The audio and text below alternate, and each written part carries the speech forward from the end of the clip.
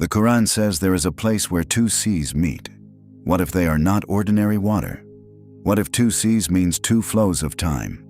Because look at what happened when Musa found that place. A fish he was carrying, dead, salted, packed for food days earlier, got up, went over the side, and left a tunnel behind it in the water. A passage that stayed open, a path out of one flow of time and into another. If you know any modern science, you already have a name for a passage that connects one time and space to another. A wormhole, a portal. One sea and another sea. One time and another time. And a seam between them that something walked through. Waiting on the other side of it was a man who had been given knowledge from God's own presence. Not studied, not earned, handed over. A man the earth turned green behind wherever he sat down. And even Musa, a prophet, standing right next to him, could not grasp the knowledge this man was working from. Maybe because it was not coming from here at all. Maybe it was coming from another timeline entirely. A place where things are handled in a completely different way than they are handled in ours. That is why Musa could not follow the reasons. Not when Khiḍr tore a plank out of a working ship. Not when he rebuilt a wall for a city that had been cruel to them both. And not when he killed a boy who looked completely innocent. Every one of those acts was related to mercy and to time, and every one of them was answering something that had not happened yet. Exactly the way, in the story of the cave, a mercy carried those sleepers across 300 years while they slept. Some of the scholars believe this man never died. Some believe he is the one who will walk out of the crowd at the end of the world, stand in front of the Dajjal, and tell him to his face exactly what he is. And you will see why Allah chose him, of all people, to stand that close to the Dajjal, that far into the future. And you will see why Allah chose Musa to witness a man who could see what was coming, or walk into it. Majmaʿ al-baḥrayn, the junction of the two seas. The commentators have argued about the geography for 1,000 years. Which two seas? Where exactly? Nobody agrees. And I will not pretend I can settle it. But before you picture a coastline, look at how this book uses water. And his throne was upon the water, before the heavens, before the earth, before any of it existed. The throne, the highest thing in the whole order of creation, resting on water. And that is not the only place water turns up where it has no business being. The narrations that map the distances between the heavens put water up there too. Above the kursi, beneath the throne. Read that again. Water is not at the bottom of this cosmos. It is at the top. It is the last thing beneath the throne of God, and we know what is kept there. The Prophet, peace be upon him, told us that when Allah decreed the creation, he wrote in a book that is with him above the throne, "My mercy prevails over my wrath." So at the very top of everything there is water, and above the water, the throne, and with the throne, the book, in which all of it is already written. Which means when this book says sea, it is not necessarily talking about salt and fish and a shoreline. The Sufis have long read majmaʿ al-baḥrayn as the meeting of two kinds of knowledge, the outward and the inward. The knowledge you can be taught, meeting the knowledge that can only be given. I want to take one step further than that. Because look at the word this book puts between two seas, barzakh. A barrier the two of them do not cross. And that is the same word the Qur'an uses for what stands between a man who has died and the day he is raised. A barrier made of time. So maybe that is what the junction of the two seas really is. Not a coastline, a meeting point of two different flows of time, and the two men standing at it, the two most knowledgeable human beings alive in that moment, are two drops of water at that meeting. Two drops. And neither of them has seen the ocean. So Allah sent Musa to find that meeting point, not for the place itself, for a person waiting there, someone who was handling things inside that flow of time. Call him a prophet, call him a wali, a friend of God, call him simply a servant of Allah. The tradition was never settled on which, and I'm not going to pretend otherwise. What the narrations do agree on is stranger than any title. Wherever this man sat down, the ground behind him turned green, bare white earth, and then life. That is where the name comes from, Al-Khiḍr, the green one. So how do you find a meeting point of two seas? It is not a coastline you can walk to. It is a place where something can pass out of one flow of time and into another. A crossing, more like a tunnel than a shore. And the Qur'an used exactly that word. It used it for a dead fish. But when they reached the junction between them, they forgot their fish, and it took its way into the sea, Saraban. Most translations soften that last word. It made its way. It slipped away. In a marvelous manner. The Arabic is Saraban, and it does not mean a way. It means a tunnel, a passage cut through rock. The classical dictionaries define it as a tunnel driven through a mountain or a passage running underground. The fish did not swim off. The fish took a tunnel through the sea, and it gets stranger. Ibn Kathir says it went as though through a tunnel on land. Ibn Abbas describes the trace it left as though it were rock, the water standing there, holding the shape of the passage, refusing to close behind it.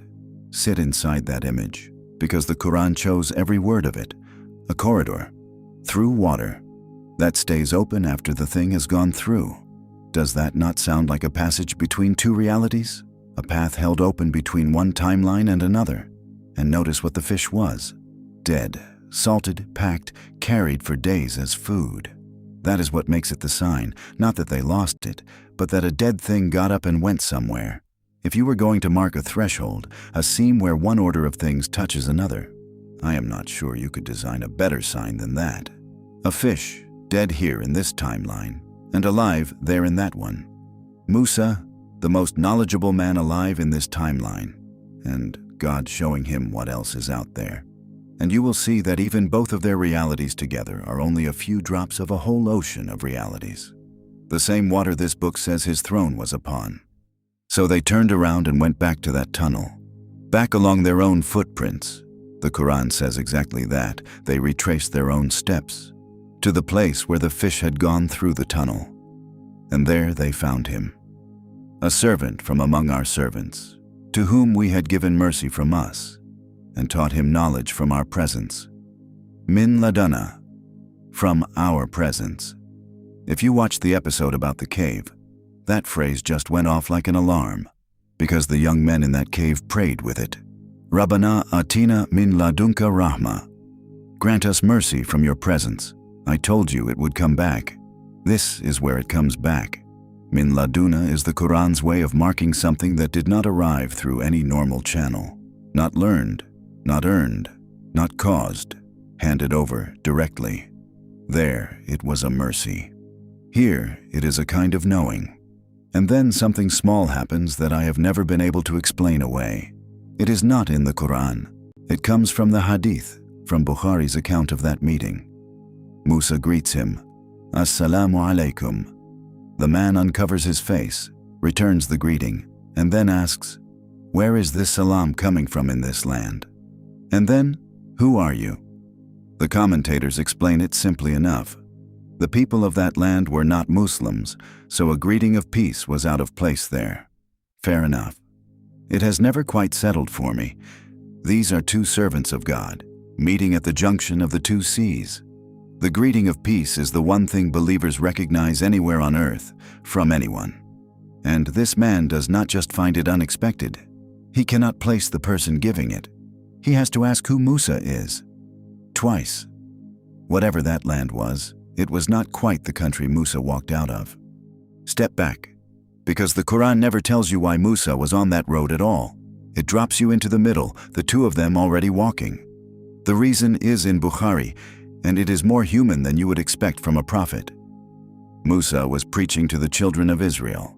Someone stood up and asked him, who is the most knowledgeable person alive? And Musa said, I am. He was not lying.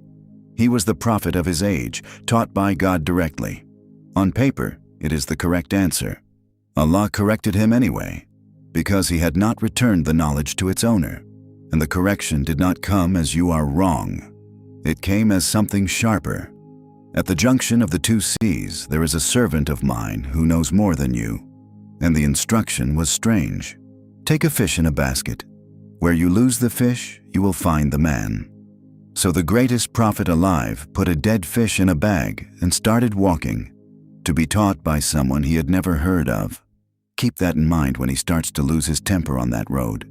He is not arrogant. He simply had never been shown that there was another drop of water besides his own. God was about to show him, but under a strange condition, because the way things are handled on the other side of that seam is strange too.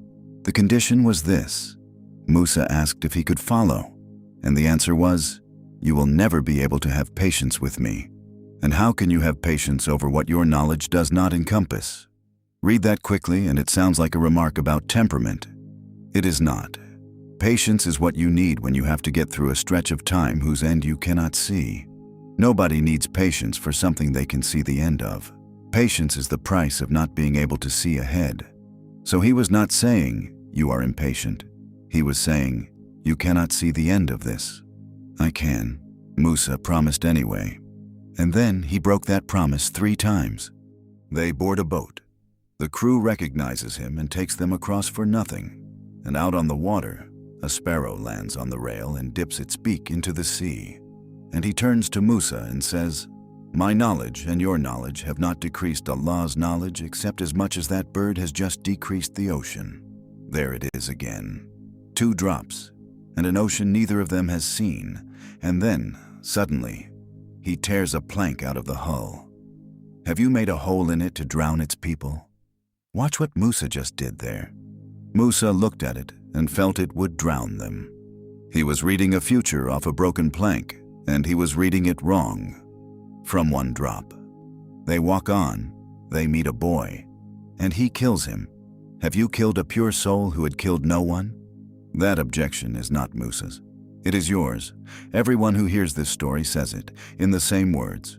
Then a town that will not feed them, a wall about to fall, and he rebuilds it by hand, for nothing. If you had wished, you could have taken payment for it. 3 acts, 3 objections, and every one of them made from inside a single drop of water, about things that were being handled from the whole ocean. That is the 3rd time. Musa lost patience, and it is the end.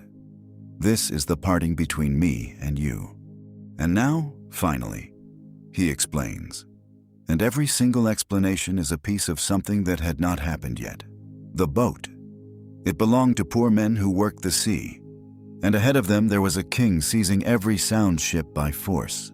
A perfect boat gets taken, a damaged boat gets left alone. The whole was not sabotage. It was camouflage against something that had not arrived. That was the 1st act. Now the boy. The grief that would have swallowed his parents' faith.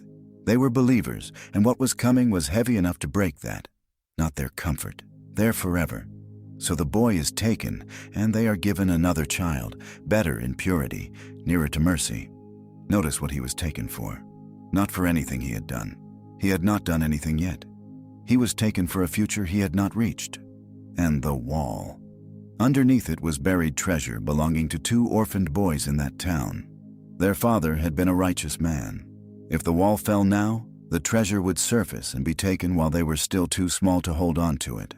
So the wall gets rebuilt, to stand until those boys are grown, years from now, and can dig it out themselves. A man's righteousness, reaching forward through time to shelter children he never saw grow up. He is dead. The protection is still running. 3 acts, 3 futures. Not one of them visible from where Musa was standing. And look at how differently things are handled on that side of the seam. In Musa's world, you protect a boat by repairing it. There, you protect it by breaking it. In Musa's world, you save a child by keeping him alive.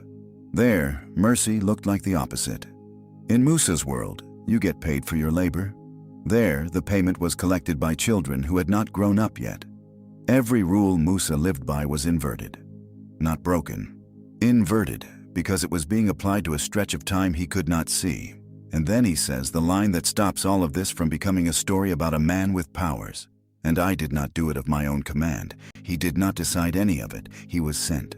Same as the king in our first episode, who did not own the means to cross the earth either. He was given them. Nobody in this surah has power over time, except Allah. They have permission. And nobody can make you understand the concept of time the way Allah does. Through this surah. So here is where I have landed, and I will tell you plainly that this is a way of seeing, not a translation. There is one written reality. Everything that will happen is already in it. The preserved tablet, the record the Qur'an says not a leaf falls without. That is not my idea. That is the book's. Musa is standing on a page of it. So are you. So am I. We can see the sentence we are in and about half of the one before it. Khiḍr had been shown further down. And here is the question I cannot put down. Was he only shown it, or was he taken there? Whatever he had, he was carrying it with him. That which puts one question on the table.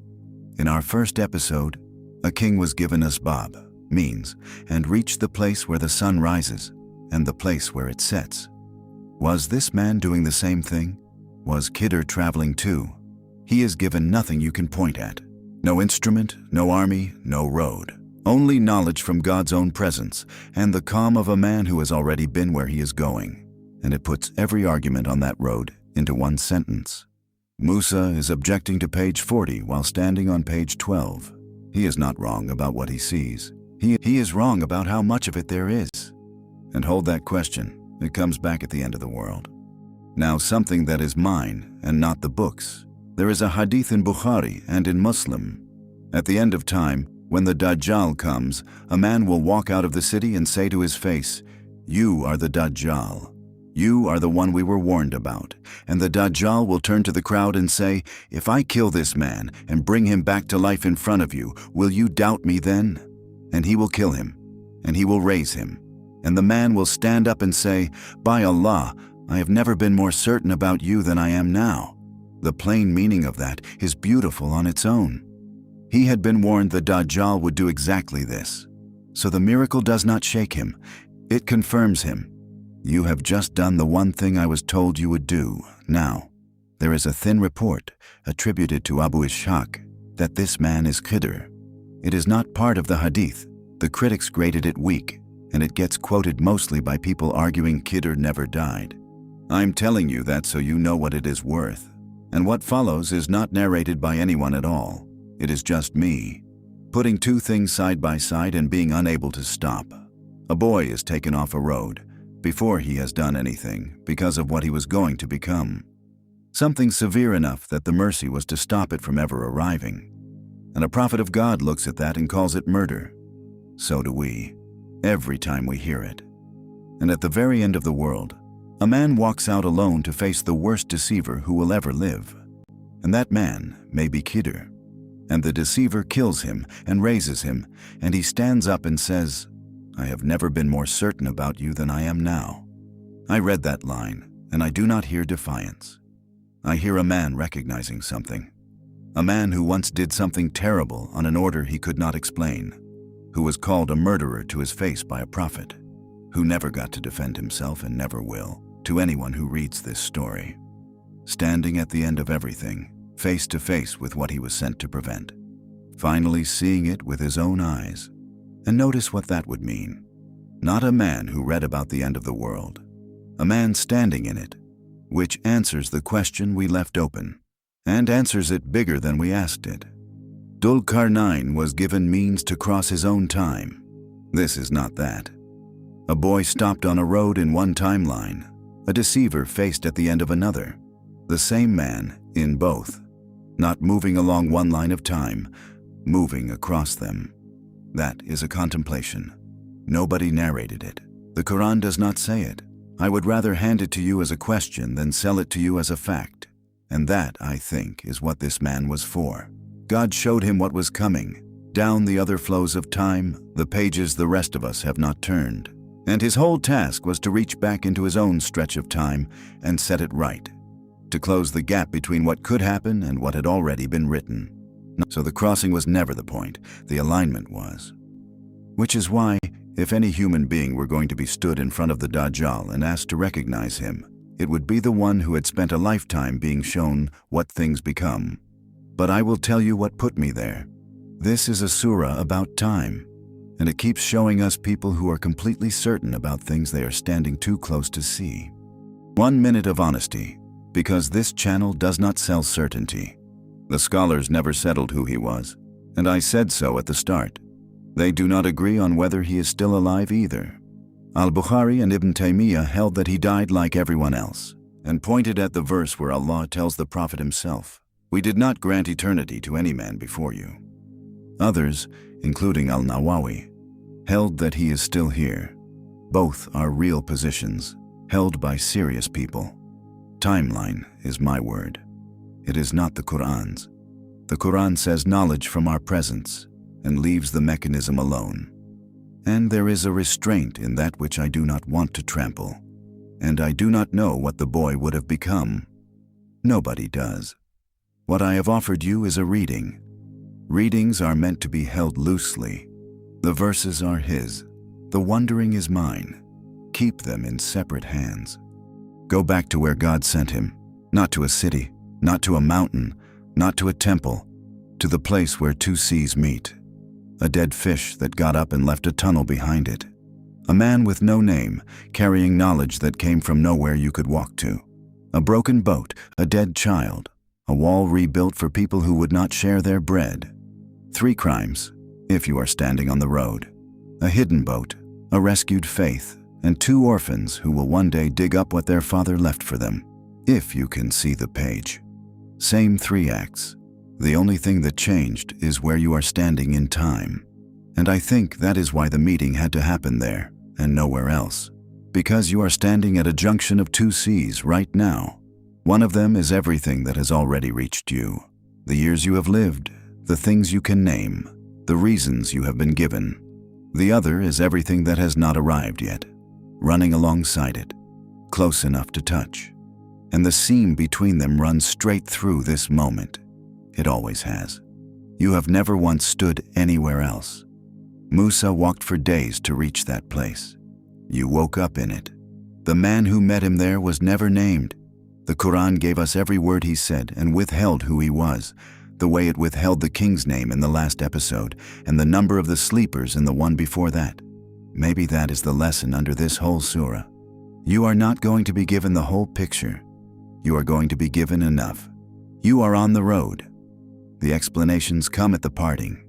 If this made one unexplained thing in your life sit differently tonight, that is what this channel is for. One hidden reading like this every week through the whole Surah of Time. Walk them with me.